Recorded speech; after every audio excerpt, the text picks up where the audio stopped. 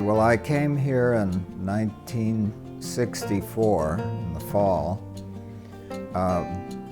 being brought here from Oregon to start some initial planting of Latino ministries. So I just saw myself as someone starting things going. And when I came here, there really was nothing. So I decided the best thing was to focus on one congregation that could be a model and could be a place for people from other churches where they got to the point where they had the leadership in the congregation to develop that ministry, that they could come and we could be kind of a school for them, a place where they could see how things happen, what the ambiente is, how it feels, which is very different from our ordinary congregations. Our congregation started in an apartment on Sugarloaf Road there near Hendersonville.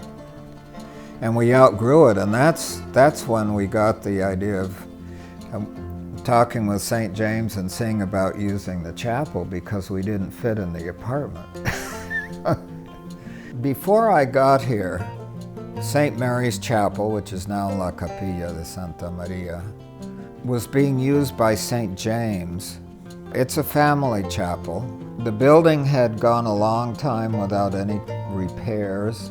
The roof was leaking, the entryway floor was caving in, but it gave us a chance to build a community that didn't have to answer to a larger American, sort of white American congregation. As we got to the year 2000, a number of us were talking about the importance of the congregation being an equal with other congregations, not just seen as a missionary outreach or something. So we began to organize to be accepted as a parish in the diocese.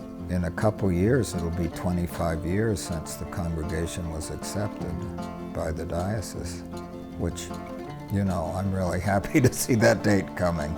I retired in 2007, so we had developed a lot of good leaders. They would go to conventions and actually they spoke some English, so they understood what was going on, didn't feel that they were just there as onlookers. They were really part of the diocese.